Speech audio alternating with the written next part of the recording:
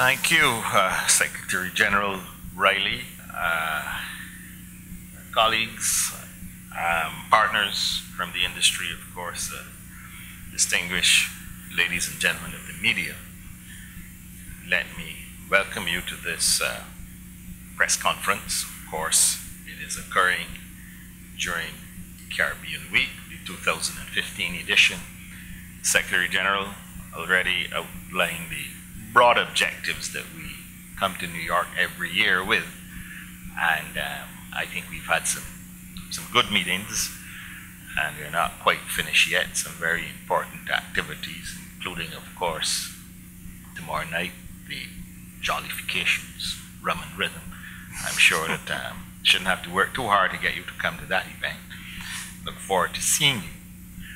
But I think we should, of course, take appropriate note of the backdrop against which this Caribbean Week is occurring, and that is, of course, where we are seeing collectively as a region rapid growth in arrivals. For 2014, where arrivals grew by 5.3% to 26.3 million visitors, we have bolted out of the gates with a 6% increase in arrivals over the first quarter of 2014. So I think it's fair to say that we are well into recovery mode. We all know what happened in 2008 and the challenges that we've had recently with Caribbean tourism. But we've reached a point now where we estimate 7.9 million visitors to the Caribbean for the first 3 months.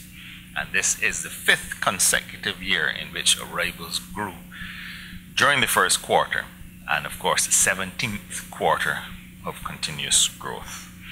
The US, of course, continues to be the most productive in terms of arrivals, with an increase by 5.6%.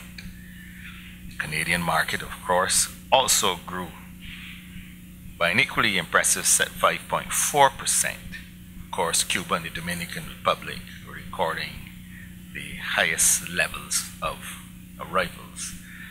In the accommodation sector, all leading hotel performance indicators were positive. There was a modest 1.3% in number of room available for the first quarter of this year, the largest increase for this quarter in the last 7 years. We also saw historically first quarter highs recorded for room occupancy, 77.8%. The ADRs, the average daily rate of $239.84 US, and of course the RevPARs, revenue per available room, were US $188.25. So we're still getting good rates of return, and we still have a bit of capacity there, since our occupancy is at 77.8%. So there's still some room. There's still some room for growth in that regard. I will also mention that the investment levels are actually significantly up in the region, and new hotel plant or refurbishment of existing plant is occurring throughout the region. Cruise passenger arrivals slowed in the first quarter, with the Caribbean registering a 3.4% increase as opposed to 4.3% over a similar period in 2014. In 2014 over 2013, I'm sorry, I beg your pardon. That would of course put us at 8.6 million cruise passengers visiting the region in the first quarter. The destinations that have seen the largest increases: Martinique, 34.2%, Puerto Rico, 26.2%, Antigua and Barbuda, 18.6%, and Jamaica, 15.9%. The outlook for the remainder of the year is quite positive. Growth is expected to be moderate and uneven among member countries. However, overall tourist arrivals are now anticipated to rise at least 6% over 2014. In the cruise sector, the momentum gained in the first quarter could be reduced, of course, as you know, towards the middle of the year, vessels tend to reposition to the other side of the Atlantic, the Mediterranean and so on, and we anticipate that. But overall, we can see that there's no lack of tonnage being committed by the cruise sector to the region. In fact, what we are seeing is that with the larger vessels, there may be fewer calls but more passengers. And that is just a trend that we're seeing with all of the major cruise lines, but they are still a significant commitment of tonnage to the region. So it was against that backdrop that the Council of Ministers, and for that matter the Board of Directors of the Caribbean Tourism Organization, met in this very room where we are, and we were able to discuss how we can sustain these gains and build on them, and how we can do it in a way that it is long-lasting. So we have, of course, considered numerous initiatives. We had some very useful exchanges. Sustainability, of course, not only meaning how we treat our ecosystems. And we heard about the initiative that CTO has embarked upon, the Sustainable Development Area of the Americas, and Selena went through that earlier. But beyond that, of course, is the economic sustainability. And for that reason, we are looking at new markets for the Caribbean. We had an extensive discussion about Latin America, and in particular, the big player in Latin America, which is Brazil. Some definite potential there for offering the warm weather vacation experience of the Caribbean to Brazilians. There is some direct flights occurring right now, and the Caribbean is becoming a popular option for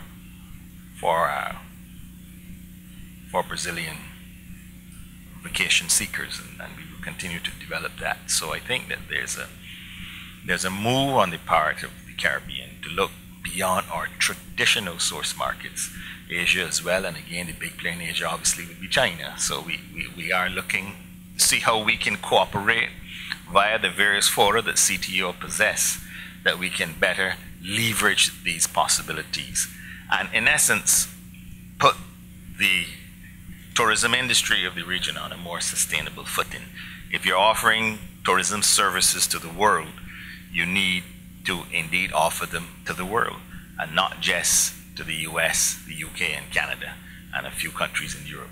So that is where the emerging economies of Latin America and Asia come in, and the sustained effort that we're making to get more business out of those markets. The other thing, of course, is that with respect to our existing markets as well, we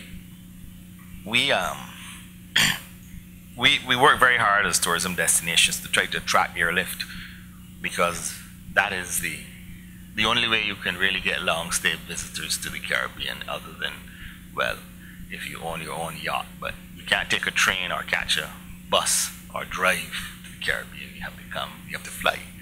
And of course, at considerable expenses to our governments, we have to support airlift. If it's not a revenue guarantee arrangement, what they call an MRG, a minimum revenue guarantee, it is some form of seat subsidy, or indeed the so-called co-op marketing initiatives. But co-op marketing is really just another form of a subsidy. So we have found that we definitely need to explore greater use of collectively going to the airlines.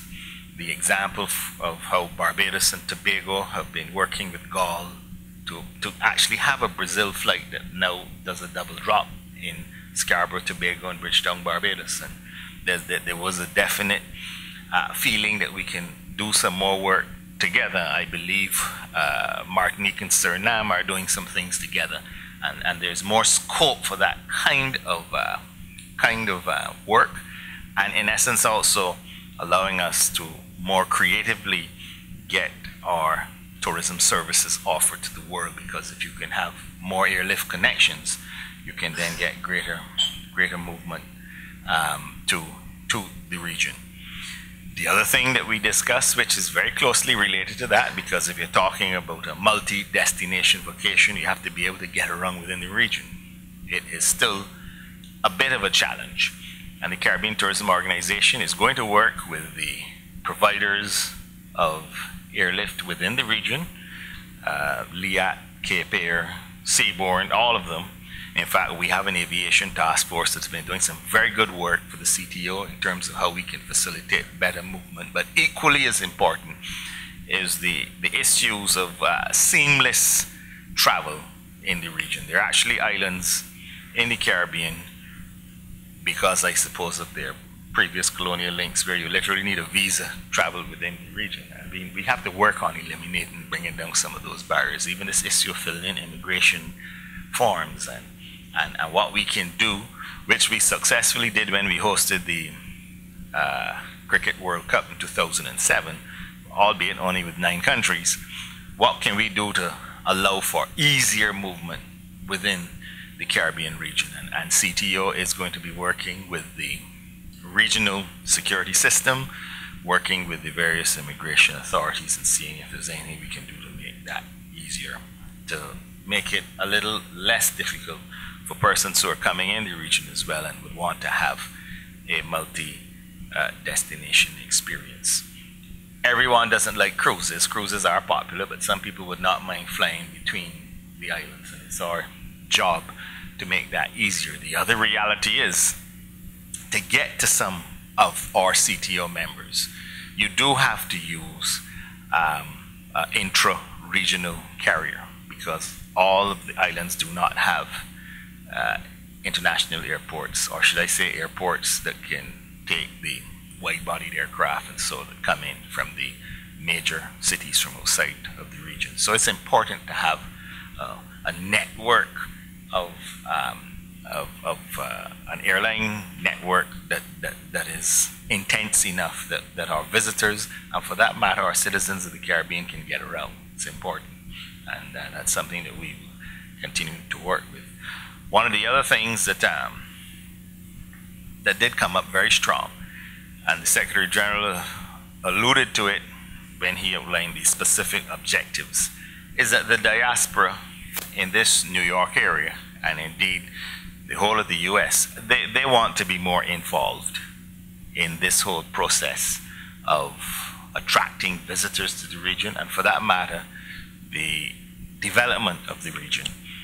And I can assure you that we had a diaspora forum, which has become a traditional part of the Caribbean Week, but we are looking at initiatives, and the message from the Council to the organization is clear, that we must integrate and involve the diaspora in a more meaningful way when we come back to Caribbean Week 2016.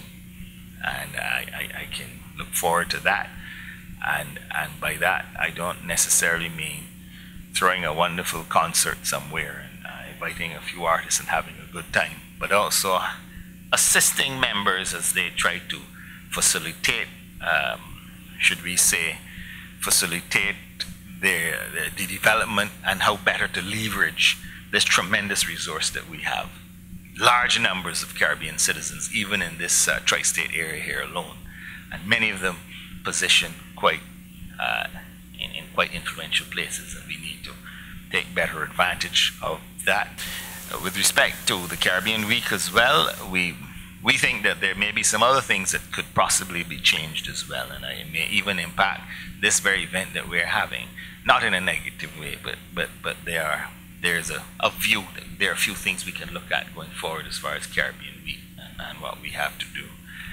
Before I allow those of you here to ask some questions, I'm going to probably preempt a few of you in here, and I will discuss a subject matter that did come up, and of course the Secretary General alluded to it, and that is Cuba has become very topical right now.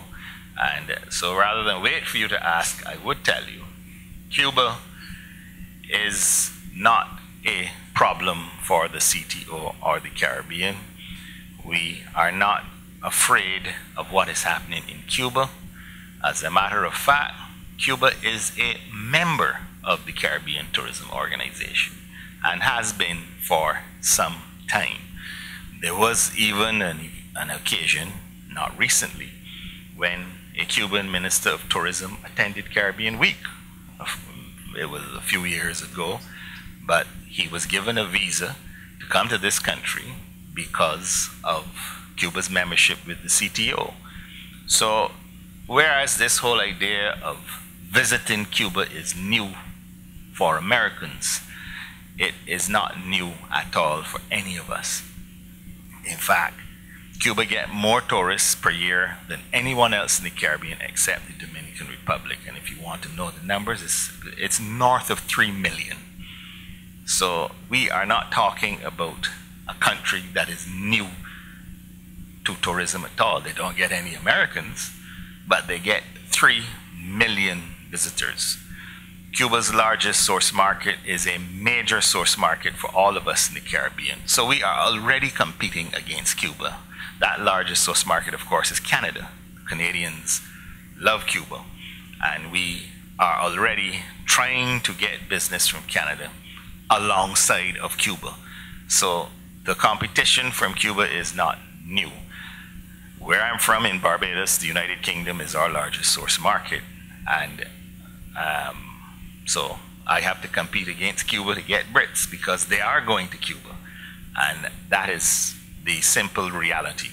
56,000 rooms and 3 million tourists a year. Cuba is already a player in tourism. And for us in the CTO, and for those of us involved in tourism in the Caribbean, Cuba is not new. Now, you're saying, but the reality is that the US is where most of the tourists come to the Caribbean from, and now they have another option. Will that be a problem?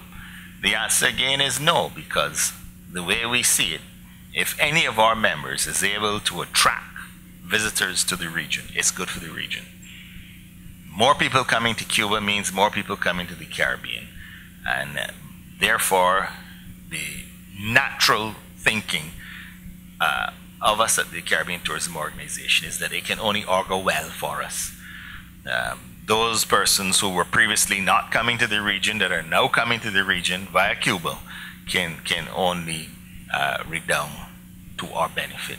And we look forward, therefore, to seeing Cuba's full integration into this whole system of offering tourism services. I would say that the minister from Cuba is not here, but I had a good meeting with Minister Manuelo Marrero, yes, and in Haiti only 3 weeks ago. I was there for the United Nations World Tourism Organization meetings. We have the Americas Director, Carlos Vogel, right here next to me, and you know, Minister Marrero made it quite clear that that they are not, in essence, doing anything any differently in terms of the Cuban experience, and they, in essence, are going to offer the services, yes, globally, and if Americans want to come, that's fine, but they're coming on Cuba's terms. He made it very clear, and that is, of course, you know, not surprising, and we welcome and we look forward to seeing the normalization, that's the term I'm using, of the Cuban situation. I like, however, to put a little dose of something called reality is also needed here, because people are talking about this Cuba thing as if it has been normalized. President Obama, Barack Obama, did all that he could do in terms of establishing diplomatic relations. I think there are enough US citizens in here who would have done civics in high school to know there's still something called the Houses of Congress. And there is something called the Helms-Burton Act, which the president cannot repeal. And certainly the mood of this Congress, which is controlled by the other party, and from what I can see is likely to happen after the next election, it is unlikely that the embargo against Cuba will go anywhere in a hurry. But and therefore the full normalization is still some time off. I'm not inserting myself in US politics here, I'm just saying based on my observation. And I think that irrespective of who gets into the White House, it will still come down to what happens in Congress. And I'm not sure that we will see that full normalization in a hurry, but it will probably eventually have to happen as naturally as night follows day. And if it is not happening immediately, well, then we still have more time to consider and to work and to see how this normalization effort can continue. They are members of the CTO, and therefore they are our colleagues, and we see it that way. So I thought I would just touch on those issues with respect to this week and where we are. And at this stage, therefore, I will hand back over to the SG. There's some other people at the head table who I think we need to hear from, and then we will have the questions and comments from there. Thank you.